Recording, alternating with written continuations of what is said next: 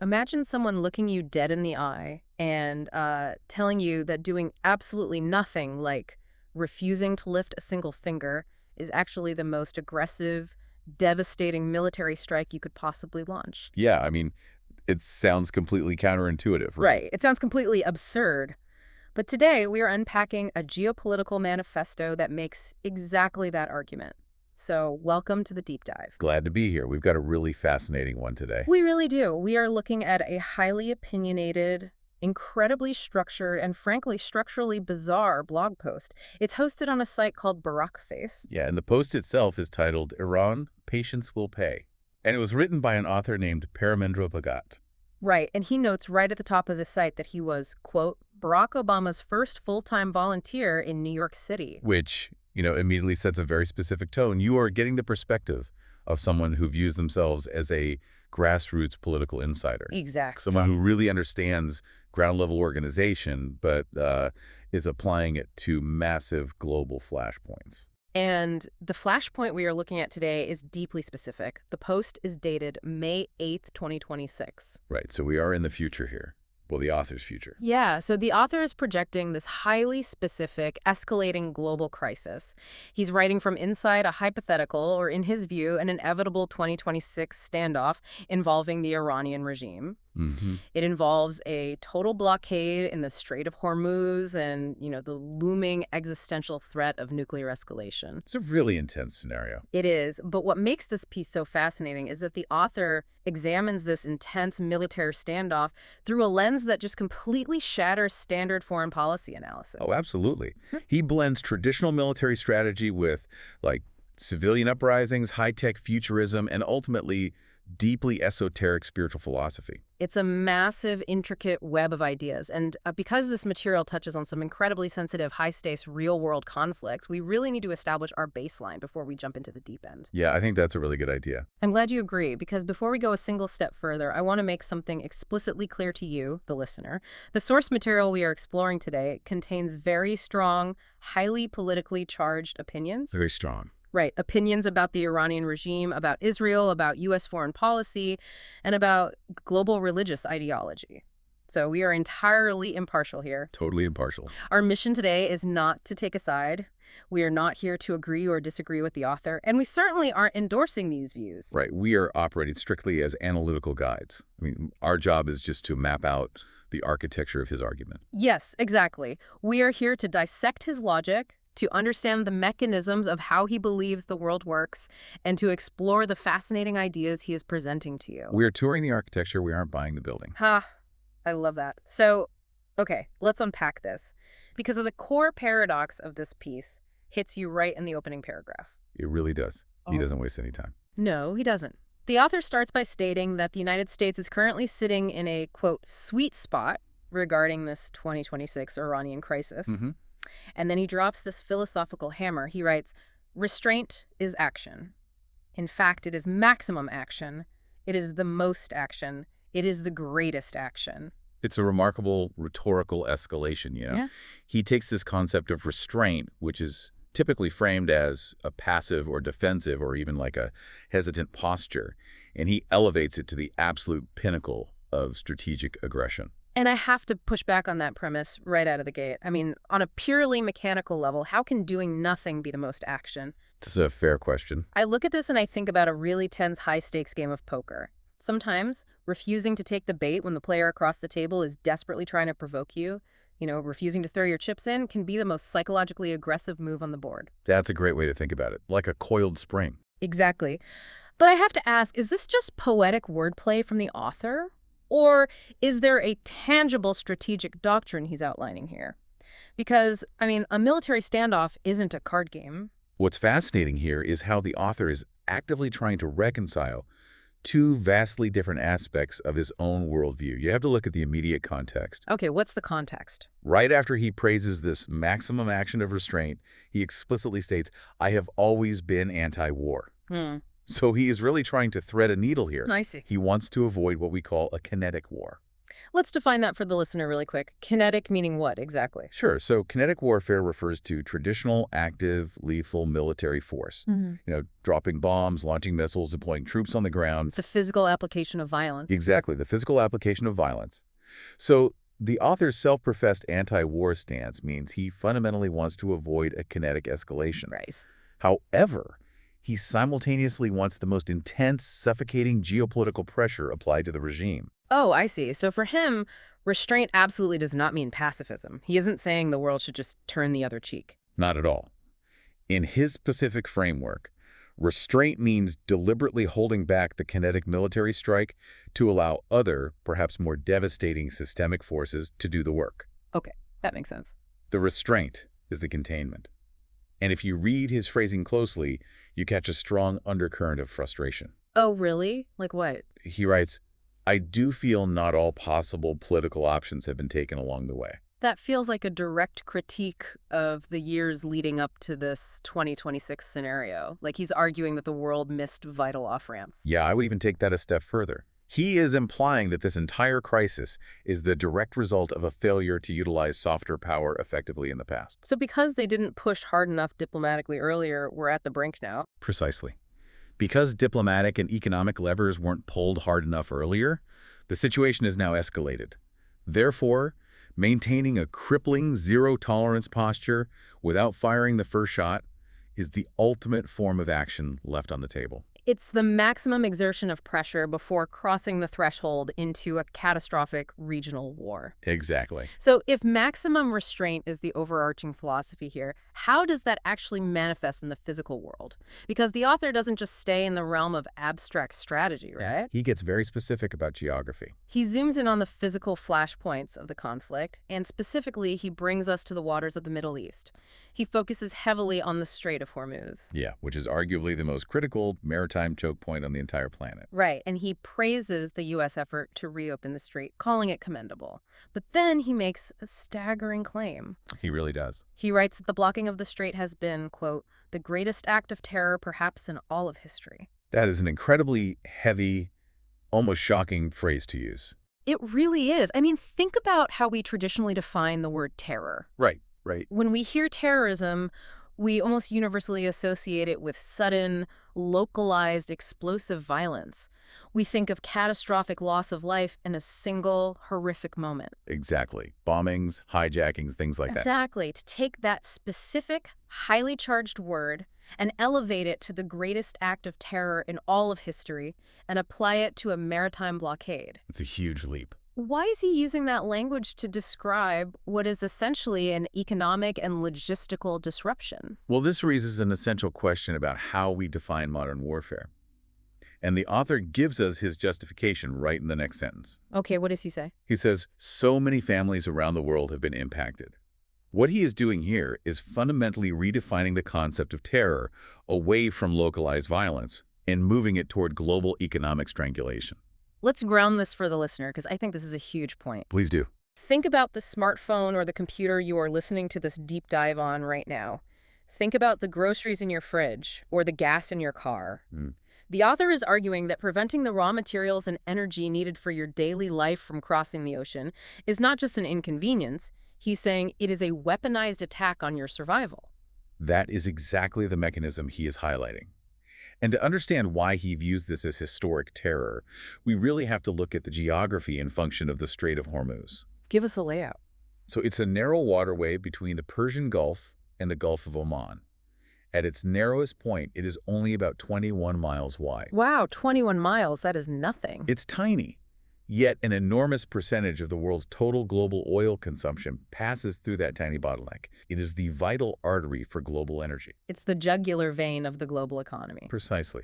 So if a military force blocks that strait, they aren't just hurting the military capabilities of their immediate enemy. They're triggering an immediate violent shockwave across what the author later refers to as the logistics cloud. So it ripples out to everyone. Everywhere. They're causing energy prices to skyrocket globally.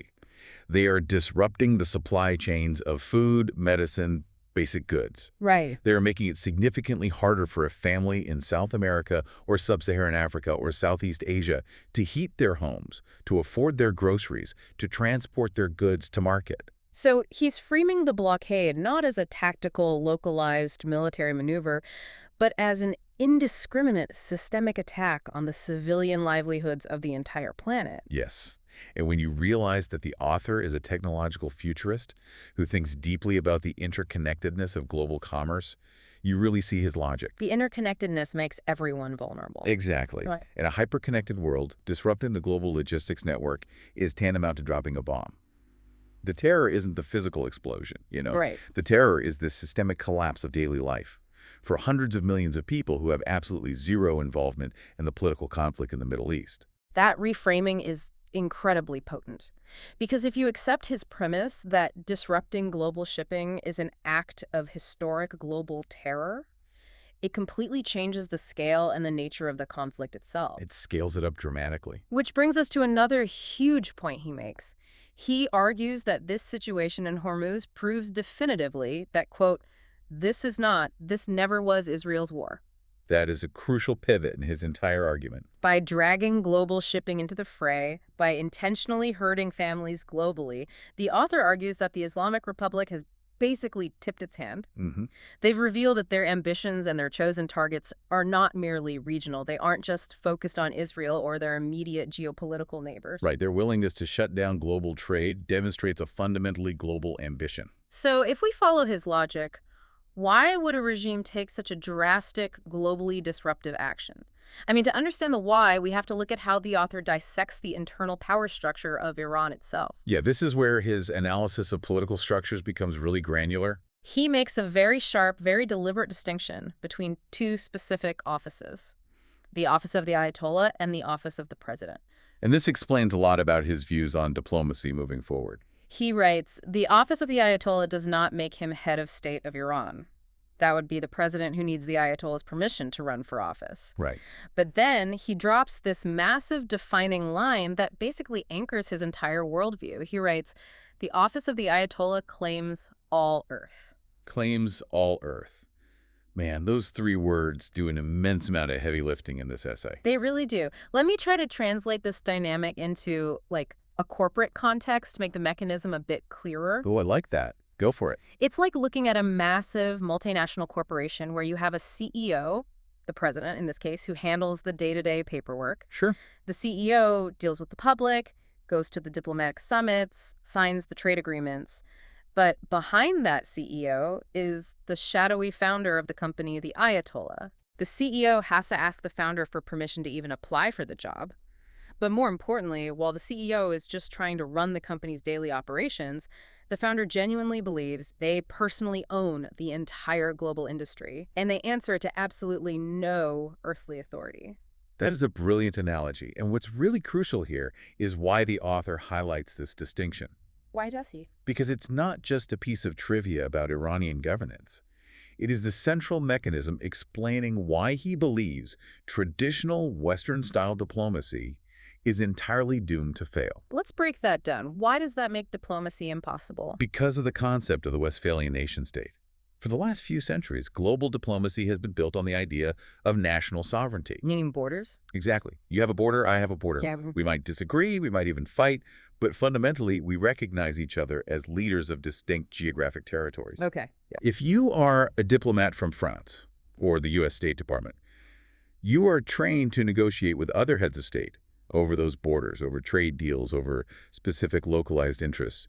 You negotiate with the CEO. Right. You barter over pieces of the pie. But if the ultimate unquestionable authority sitting across from you doesn't view himself as the leader of a nation-state with borders, but rather as a supreme, divinely ordained spiritual authority whose jurisdiction is universal, an authority who claims all Earth, how do you negotiate with that? Well, you can't. Exactly. Because there is no shared reality. You are bringing a diplomatic rule book to a table where the other side doesn't even acknowledge the existence of the board. That's perfectly said. A nation-state wants to protect its borders, but a power that claims all Earth wants to eliminate all borders entirely. Right. You cannot find a diplomatic compromise with an entity that views compromise as a violation of divine mandate. Wow. And this structural reality leads the author to a very grim observation about the blockade itself.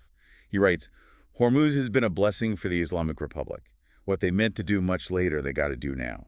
Calling a global economic crisis a blessing for the regime implies something terrifying. It really is. It implies that the global disruption wasn't just like a desperate knee-jerk reaction to Western pressure, but rather a core component of their long-term ideological strategy. He is outright stating that the regime was always moving toward a strategy of global disruption. Always. Yes, they always intended to leverage their geographic position to hold the global economy hostage as part of their broader ambition.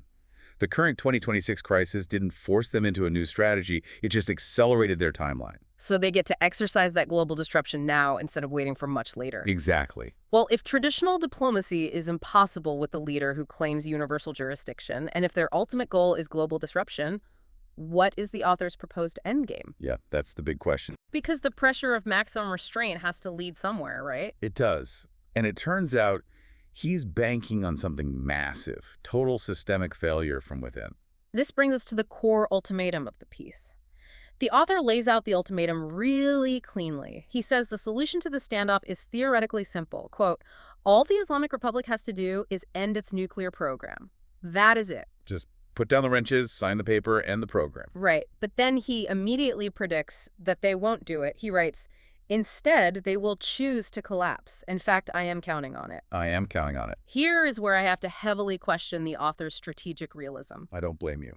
Banking on a deeply entrenched, heavily militarized regime, choosing to completely collapse, to essentially commit political suicide, rather than simply signing a piece of paper to end a weapons program. They're bold. That is an unbelievably massive, incredibly risky gamble. What if the collapse just doesn't happen? That's the terrifying variable. Because history shows us that if you squeeze a regime that hard and they don't break from within, they usually lash out outwardly. You are highlighting the exact tightrope the author is walking.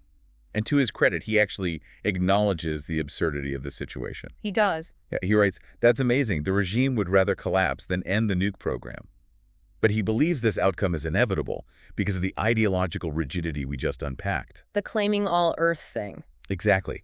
If their authority is divine, and if their mandate is to claim all Earth, conceding to Western pressure and giving up their crown jewel military program isn't just a political defeat, it is philosophically and theologically impossible for them.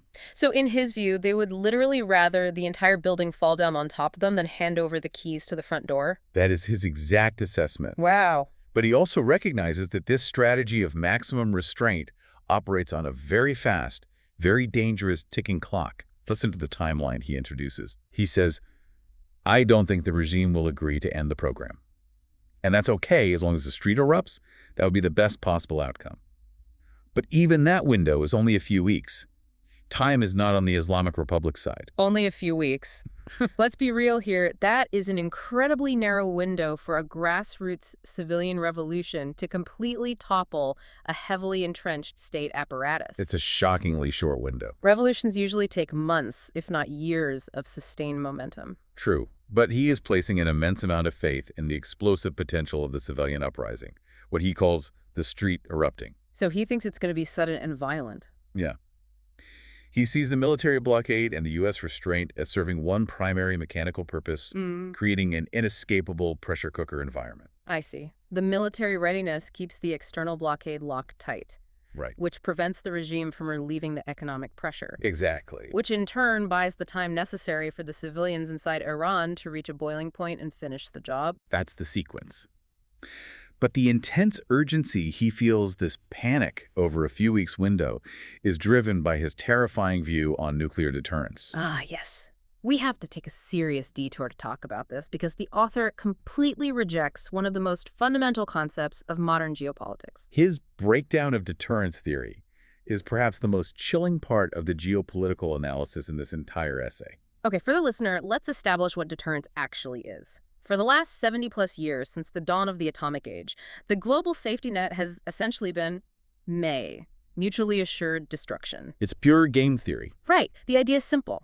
If you have a nuclear weapon and I have a nuclear weapon, we will never actually attack each other, because doing so would guarantee a retaliatory strike that ends both of our existences. It is a terrifying equilibrium, but it worked. Right. It worked with the USSR during the Cold War. It arguably creates a tense but stable equilibrium with North Korea today. Exactly. The logic of MAD is built on a very specific foundation, though: rationality and the desire for self-preservation. But the author explicitly rejects this entire framework when it comes to Iran. He writes, Iran getting a nuke does not create deterrence or some kind of equilibrium. Iran will not hesitate to attack Israel. That is different from the USSR. That is different from even North Korea. This is where we really have to spend some time, because understanding why Meridi worked in the past and why he believes it fails here is absolutely crucial. Let's break it down. Start with the Soviets. Okay, let's look at the Soviet Union. For all of its ideological differences with the capitalist West, for all the proxy wars and espionage, the USSR was fundamentally a secular state. Right. The Politburo wanted to spread communism, yes, but above all else, they prioritized their own continued existence and their grip on power. They wanted to survive. They were playing a rational game on the global board. They didn't want the board to be flipped over and destroyed. Precisely. And the same logic applies to North Korea. How so? Well, the Kim dynasty uses nuclear brinkmanship to extort aid and guarantee security, but their ultimate overriding goal is the preservation of the Kim dynasty. Right. They want to stay in charge. Exactly. They know that launching a nuclear weapon means the immediate eradication of their regime. Therefore, they are deterred. They are rational actors within the framework of self-preservation. And this ties directly back to what we discussed earlier about the Ayatollah. The author is arguing that the ideological framework of the Islamic Republic is an entirely different species. Exactly. If we connect this back to the entity that claims all Earth, you can see the terrifying logic. Yeah, lay it out. If the ultimate goal of a regime is not earthly self-preservation, but rather the fulfillment of a divine apocalyptic mandate. Oh, man. Right, a mandate that views the destruction of enemies as a religious imperative, even at the cost of their own destruction, then the threat of mutually assured destruction is no longer a deterrent. Because they welcome it. Exactly. In fact, mutual destruction might even be viewed as a necessary prophesied catalyst. That is deeply, deeply unsettling. If they don't fear the end of the world, you literally cannot threaten them with the end of the world. That is why the author states so definitively that they will not hesitate. They simply do not operate on the logic of equilibrium. And realizing that deterrence is a myth in this specific scenario completely validates his demand for a relentless, suffocating blockade. It makes everything else he says click into place. It explains why he thinks this current moment is the sweet spot of maximum restraint. The U.S. and its allies cannot launch a kinetic attack because that instantly sparks the regional war the author wants to avoid. Right. But they absolutely cannot ease the blockade because an economically recovered regime finishes the nuclear bomb, and since deterrence won't stop them, they will use it. Therefore, the only way out of this trap, the only viable exit ramp that avoids nuclear catastrophe, is for the regime to collapse from the inside before the bomb is finished. But a collapse doesn't just happen in a vacuum. It requires a catalyst. It requires real people to organize, to risk their lives, to literally light the match in the streets. It does. And surprisingly, the author doesn't just put that burden on the oppressed people currently living inside the borders of Iran. He places an immense, almost staggering weight on the people living outside the borders. Which leads us into a fascinating analysis of the role of expatriates in global conflicts. The author writes, there is so much more the Iranian diaspora could have done and can still do, but is not doing it. Wow. Yeah, he's directly criticizing the millions of Iranians living safely abroad, but he also praises them, noting that they, quote, did something impressive on February 14th, 2026. They gathered in cities around the world. Note that date, February 14th. Valentine's Day. Yeah. I noticed that too. Whether the date is purely symbolic within his fictional scenario or just the chronological reality of his projected 2026 timeline, it creates a stark poetic contrast. It really does. A day globally associated with love, romance, and human connection becomes the focal point for a diaspora desperately trying to overthrow a brutal regime. It's a powerful image. But my real question is this. Why is the author putting the fate of a massive, potentially nuclear geopolitical crisis squarely on the shoulders of civilians living thousands of miles away in places like Los Angeles or London or Toronto? It speaks to his concept of what he calls feverish organization. Yeah. To understand why he places the burden on them, we really have to look at the mechanics of modern revolutions. Okay, walk me through it. The author understands that a regime with a total monopoly on violence, surveillance, and communication inside its own borders is incredibly difficult to topple organically. Right. The people inside Iran are surveilled, they face lethal oppression in the streets, and the regime can literally pull the plug on their internet access, plunging them into total darkness. They are completely trapped in a closed system. Exactly. The diaspora, however, operates in the free world. Right. They are outside the closed system. I like to think of them as the external hard drive of the uprising. Oh, that is a fantastic way to look at it. Explain the mechanics of that. Sure. So if the internal mainframe, the populace inside Iran, is corrupted by state malware and cut off from the network, the external hard drive holds the necessary data and processing power. So they have the resources the people inside don't. Exactly. The diaspora has access to massive amounts of capital. They have uncensored access to global media networks to broadcast the truth back into the country via satellite or VPNs. Right, they can bypass the firewall. Yeah, and they have the ability to safely lobby powerful Western politicians in Washington, London, and Paris. They can fund underground strike funds. They are the logistical and financial engine that can power the revolution from a safe distance. So they aren't just sympathetic onlookers holding protest signs. They are the required infrastructure for the revolt. That is absolutely his view. But he also identifies a critical vulnerability in this external hard drive. Which is? He says they, quote, have needed to feverishly organize. The clear implication is that they haven't been organized enough. He implies there's been fragmentation. Which, I mean, if we are being realistic, is completely natural for any large group of expatriates who have fled over decades. Oh, definitely. You are going to have monarchists who want the Shah's family back. You're going to have secular Democrats. You're going to have socialists. Getting a diverse diaspora to agree on the exact constitutional structure of a future hypothetical government is practically impossible. It's like herding cats while the house is on fire. Exactly. Which is exactly why the author offers a remarkably streamlined, almost brutally simple baseline for them. What does he suggest? He writes, but for now, if the Iranian diaspora can coalesce around the basic ideas of free speech, freedom of religion, and freedom of assembly, that will be plenty. That will be plenty. He's essentially telling them to drop all the complex political platforms. Yes. Stop arguing about tax policy or parliamentary structure for a government that doesn't even exist yet. Just agree on the absolute bare minimum bedrock of human rights. This highlights a profound and honestly beautiful juxtaposition in the essay. Think about what we've discussed so far. On one hand, we are dealing with dizzying complexity. High-stakes nuclear brinkmanship, game theory, global maritime blockades, the threat of catastrophic war. It's incredibly dense. But the author argues that the ultimate weapon against all of that macro-level terror is a unified demand for the most basic, fundamental human rights. The right to speak your mind, the right to pray how you want, and the right to gather safely in the street.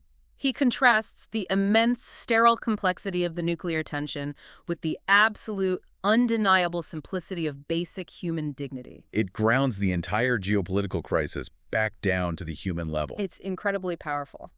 But if we think that a unified call for human rights is the final takeaway of the author's argument, we are wildly mistaken. Oh yeah, we're not even close to the bottom of this rabbit hole. Because just when you think you have a solid handle on his worldview, just when you think, okay, this is a straightforward, albeit intense political manifesto about supply chains and democratic uprisings, the author pulls the rug out from under us entirely. This is the moment where you realize the familiar house you walked into has hidden trap doors leading to a basement you didn't know existed. Exactly.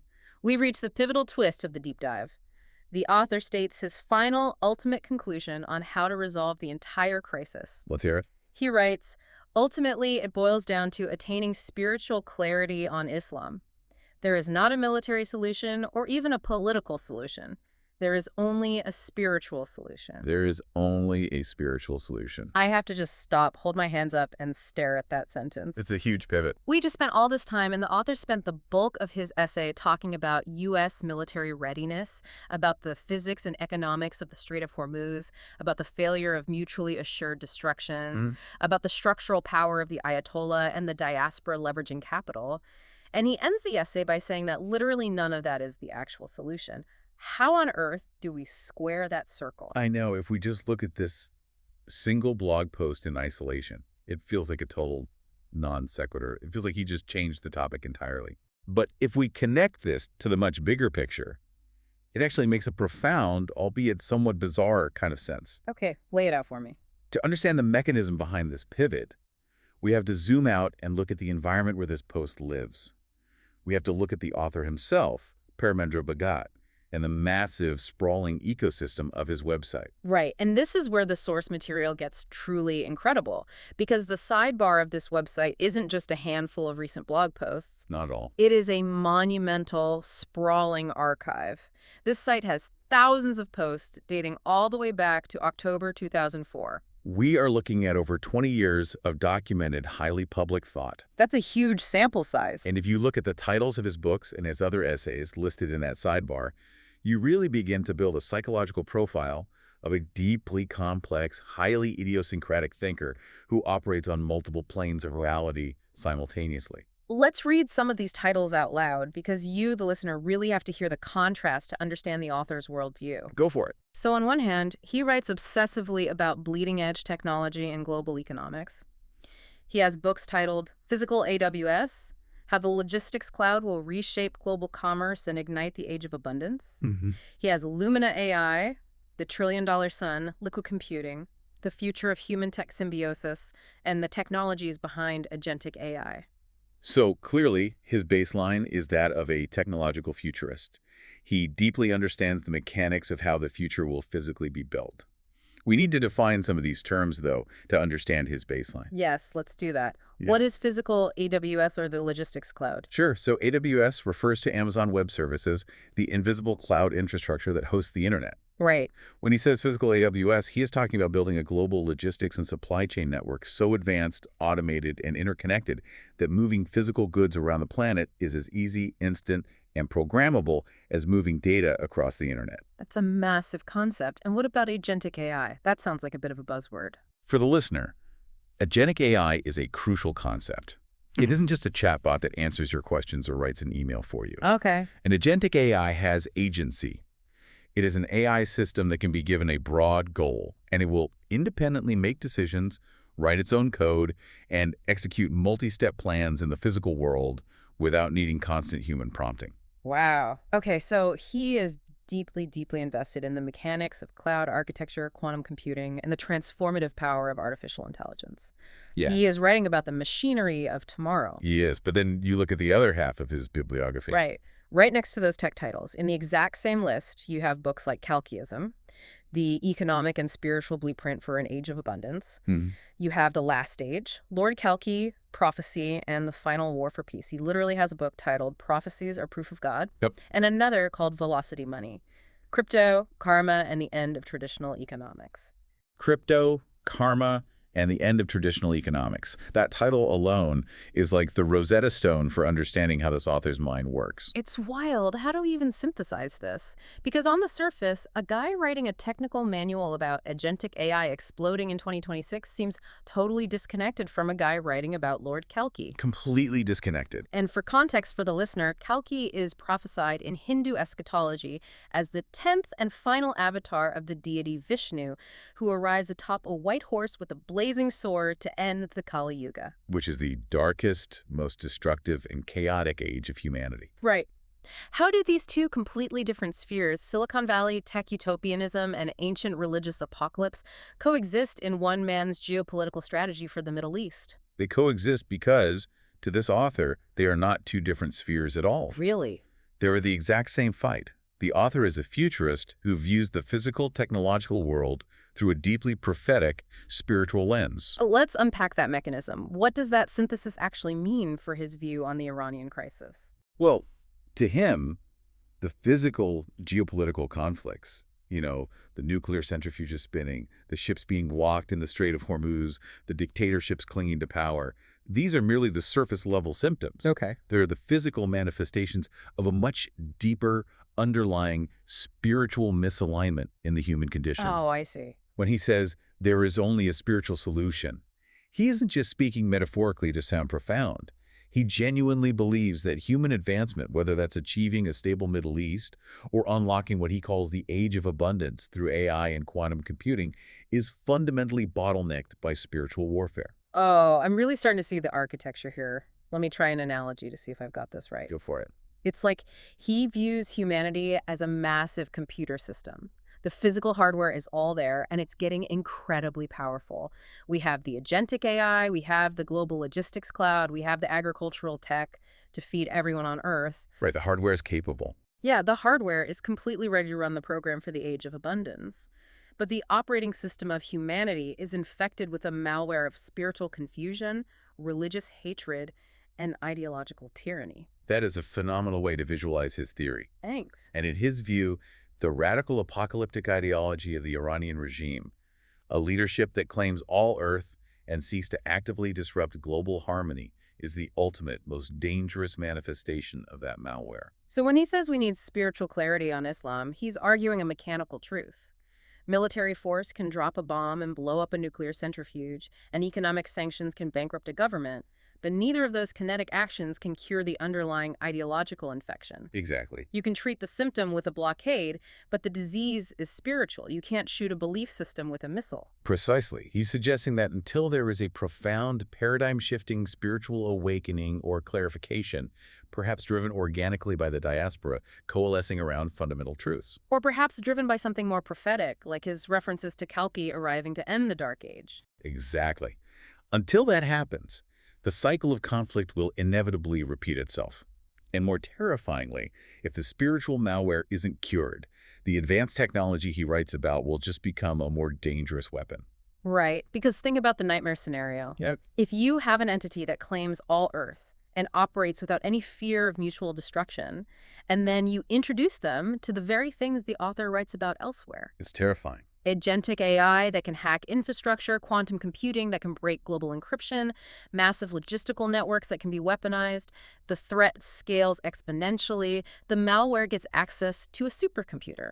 Which perfectly explains why his call for restraint and his reliance on a civilian uprising is ultimately a profound act of faith. It really is. He has to count on the collapse. He has to bank on the street erupting because he fundamentally believes that truth and spiritual clarity must organically triumph over tyranny from within the human heart. A kinetic strike by the U.S. military might destroy a facility, but it doesn't solve the spiritual crisis. In fact, he likely believes a bombing campaign would only deepen the spiritual resentment and strengthen the malware. That's highly likely. It is an incredibly cohesive, if highly unorthodox, worldview. He's looking at a physical naval blockade in 2026 and seeing a battle in a much larger cosmic war for the operating system of humanity's future. And that level of synthesis, merging the dry mechanics of maritime logistics with the sweeping grandeur of divine prophecy, is exactly why examining alternative source material like this is so vital. It really forces us to step completely outside our conventional analytical frameworks and see the world through a radically different geometry. It really does. It completely shakes you out of your intellectual comfort zone. Which brings us to the end of our journey today. Let's synthesize what we've unpacked because we have covered massive ground here. We really have. It is a tremendous amount of interconnected theory to process. So what does this all mean for you, the listener? We started with what looked like a single, straightforward blog post about the U.S. maintaining a naval blockade in the Middle East.